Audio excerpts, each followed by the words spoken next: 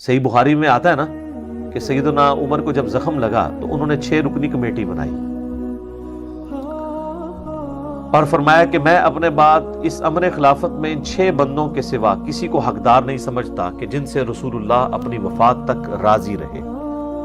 پھر انہوں نے کہا علی، عثمان، طلحہ، زبیر، عبد الرحمن بن عوف، سعد بن ابی وقاص، اور حضرت سعید ابن زید بھی تھے ان کے بہنوئی،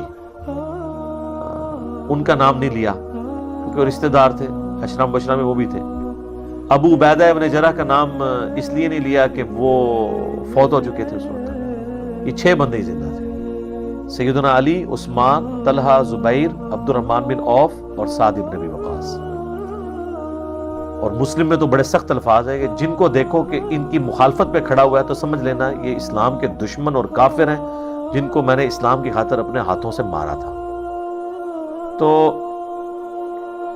کمیٹی بنانے کا مقصد یہی تھا، ورنہ وہ ڈائریکٹ حضرت عثمان کو اگر نامزد کرنا چاہتے تو وہ خود بھی کر سکتے تھے۔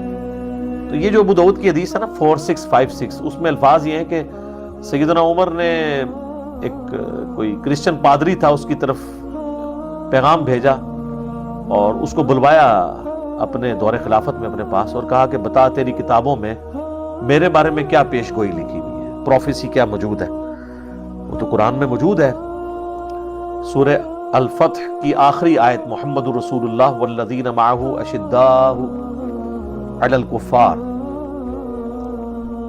رحماء بینہم، اس میں آگے چل کے آتا ہے کہ ان کی یہ صفات، نبی علیہ السلام کی اصحاب کی یہ صفات تورات اور انجیل میں موجود ہے۔ تو حضور علیہ السلام کے ساتھیوں کی تعریف ان کتابوں میں بھی موجود تھی جو پرانی الہامی کتابیں تھیں۔ تو وہ پادری کہنے لگا کہ آپ کے بارے میں لکھا ہے کہ آپ قرن ہیں۔ تو انہوں نے کہا کیا مطلب قرن کا؟ تو وہ کہنے لگا کہ ایک مضبوط آہنی دیوار ہیں آپ۔ اور یہ بات بالکل ٹھیک ہے، بخاری مسلم میں حدیث ہے میری امت اور فتنوں کے درمیان دروازہ عمر ہے، جب اسے توڑ دیا جائے گا تو میری امت میں فتنے شروع ہو جائیں گے۔ ہم سیدنا ابو بکر اور عمر کی خلافت کو خلافت محفوظہ سمجھتے ہیں، حضرت عثمان و علی کی خلافت بھی خلافت راشدہ ہے لیکن وہ خلافت مفتونہ ہے، فتنوں کا دور ہے۔ اصل میں جو گولڈن پیریڈ ہے نا خلافت کا وہ حضرت ابو بکر اور عمر کی خلافت ہے رضی اللہ عنہما۔ خود حضور جب کہہ رہے ہیں کہ عمر کے بعد فتنے شروع ہو جائیں گے، تو اس حدیث کے تحت اس کا کرن کہنا وہ بالکل درست تھا۔ پھر انہوں نے پوچھا کہ اس کے بعد جو خلیفہ آئے گا، اچھا یہ حدیث جو ہے نا ابو داؤد کی، اسے شیخ البانی اپنے منہج کی غلطی کی وجہ سے ضعیف کہتے ہیں، لیکن حدیث بالکل سونے کی مہر صحیح حدیث ہے۔ شیخ زبیر صاحب نے دارالسلام کی آپ ابو داؤد کھولیں، اس پہ صحت کا حکم لگایا، اسی لیے ہم نے کربلا والے ریسرچ پیپر میں اس حدیث کو ڈالا ہے۔ تو انہوں نے پوچھا کہ اس کے بعد جو خلیفہ ہوگا، ان کا خلیفہ تو نیک ہوگا لیکن اپنے رشتہ داروں کو نوازے گا، اس میں اقربا پروری ہوگی۔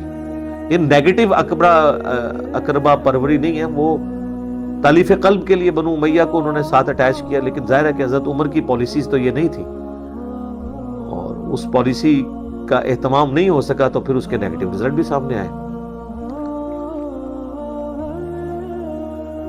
تو اس پہ حضرت عمر کی زبان مبارک پہ یہ الفاظ جاری ہوئے، خدا عثمان پر رحم کرے، خدا عثمان پر رحم کرے، خدا عثمان پر رحم کرے، 3 دفعہ فرمایا۔ اس میں میں نے کہا تھا یہ حضرت عمر کی اسیسمنٹ تھی جو واقعی کرامت کے طور پہ ظاہر ہوئی، کیونکہ ان کے دماغ میں پلاننگ ہوگی نا کہ میں 6 رکنی کمیٹی بناؤں گا اور ہو سکتا ہے وہ حضرت عثمان پہ متفق ہو جائے، لیکن کوئی کلیئر کٹ تو چیز نہیں تھی موجود۔ تو یہ کوئی کشف نہیں تھا ان کو ہوا، ان کی اسیسمنٹ تھی۔ قریبی لوگ جانتے ہوتے ہیں کہ کسی شخص کی عادتیں کیا ہے، اس حوالے سے میں نے کربلا والے ریسرچ پیپر میں کئی ایک احادیث بھی شامل کی ہیں حضرت عثمان کا جو اپنے رشتہ داروں کے ساتھ نرمی والا رویہ تھا حضور کی مبارک زندگی میں بھی، اور اس کی وجہ سے ان کو بعد میں کیا نقصان اٹھانا پڑا، وہ آج ٹاپک نہیں ہے۔ آپ میرے یوٹیوب پہ ویڈیو دیکھ سکتے ہیں سیدنا عثمان کی شہادت کے اصلی اسباب۔ ایک تو جعلی اسباب کہتے ہیں، عبداللہ بن سبا تھا، وہ بعد میں آیا ہے، وہ حضرت علی نے اسے قتل کروایا ہے۔ حضرت عثمان کے گورنر بنو امیہ کے جو تھے، ان کے اپنے گورنر، وہ ان کی شہادت کا سبب بنے، ان کی غلط پالیسیز اور ایٹیچیوڈ جو تھا گورنروں کا۔ تو وہ 3 دفعہ ان کی زبان سے یہ الفاظ نکلے۔ باقی اگر کوئی کہتا ہے یہ ان کا کوئی کرامت اس حوالے سے ہے کہ ان کو کشف ہو گیا تھا تو یہ غلط ہے۔ صحیح بخاری میں کتاب الشہادات چیپٹر میں حدیث موجود ہے، سیدنا عمر کہتے ہیں جب تک رسول اللہ ہم میں موجود تھے تو وحی کے ذریعے بھی ہم کسی کے دل کے اعتبار سے، اس کی زبان کے اعتبار سے فیصلہ کر دیتے تھے۔ اللہ وحی کے ذریعے اپنے نبی کو بتا دیتا تھا۔ جب سے حضور فوت ہوئے ہم ان کے ظاہر پہ فتویٰ لگائیں گے اور دل کا معاملہ اللہ کے اوپر چھوڑیں گے، ہمیں نہیں پتا کسی کے دل کے اندر کیا ہے۔ تو حضرت عمر تو خود اپنے کشف کی نفی کر رہے ہیں۔ لہٰذا یا ساریت الجبل والی روایت جو دلائل النبوہ امام بیہقی کی کتاب سے پیش کی جاتی ہے، جو مشکات میں بھی تیسری جلد کے اندر موجود ہے، اس کی 2 اسناد ہیں، دونوں ضعیف ہیں۔ تو ایک میں تدلیس کا ایشو ہے، دوسری روایت جو ہے وہ ضعف کی وجہ سے ضعیف ہے۔ اس پہ شیخ زبیر صاحب نے پورا مضمون بھی لکھا ہے، دونوں روایتیں جو ہے نا وہ ضعیف ہیں۔ تو وہ یا ساریت الجبل والی بھی روایت کوئی ثابت نہیں ہے۔ تو بخاری میں جب آ گیا کہ انہوں نے کہا کہ ہمیں تو نہیں پتا، ہم تو اللہ کے سپرد کرتے ہیں دلوں کا معاملہ، ہم تو ظاہر پہ بات کرتے ہیں، یہاں پہ بھی ان کی اسیسمنٹ تھی۔ پھر انہوں نے پادری سے پوچھا کہ اس کے بعد جو خلیفہ بنے گا،